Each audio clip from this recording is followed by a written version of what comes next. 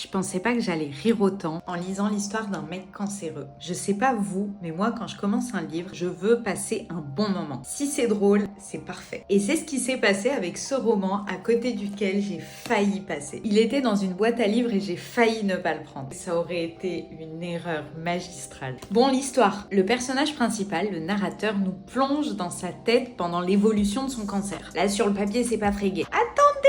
Le livre parle de la mort, évidemment, qui semble approcher, mais surtout de la comédie humaine autour de nous. Le cancer n'est finalement qu'un révélateur. La famille, les collègues, la pression sociale, le regard des autres, qui changent complètement de comportement au fur et à mesure de la maladie. Ils deviennent tout d'un coup tout gentils. Le monde du travail qui continue avec ses absurdités alors que lui est peut-être en train de mourir. Les collègues carriéristes excessivement dévoués à des tâches aliénantes, enfermés dans un grand building. Ce volume colossal dépouillé de tout contenu qui vous donne l'impression que l'endroit a été conçu pour y rendre l'homme insignifiant. Ouais, c'est vachement bien écrit. Il y a aussi les injonctions absurdes que la famille ou la société fait peser sur le malade. Par exemple, il faut absolument se battre. À un moment, sa mère lui dit « La vie ne mérite-t-elle pas qu'on l'essaye ? Et s'il faut mourir, n'est-il pas préférable de le faire avec dignité ?» J'ai pas compris ce que ça voulait dire, mourir avec dignité. Et pourquoi faire ? À choisir, je préférerais mourir avec sérénité. J'ai vraiment eu un coup de cœur pour ce roman et j'ai l'impression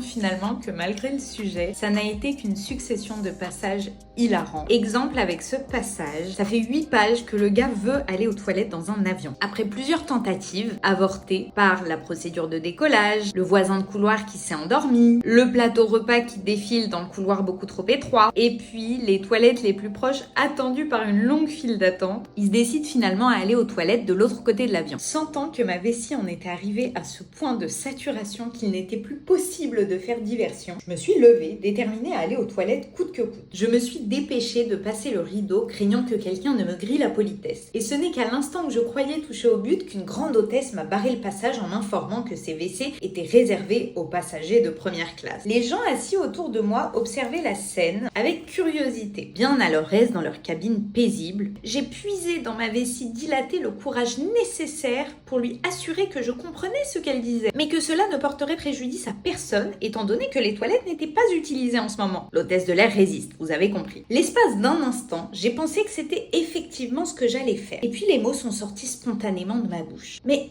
j'ai un cancer. Il y eut un moment de silence. Gênée, l'hôtesse s'est effacée, comme par magie. De toute ma vie, je n'ai jamais eu autant de plaisir à uriner. La maladie pouvait bien avoir raison de moi, pourvu que j'ai raison de tout le reste. Le cas critique du dénommé cas de l'auteur saoudien Aziz Mohamed s'avère que l'auteur est poète, et je pense que ça explique pourquoi le livre est si bien écrit.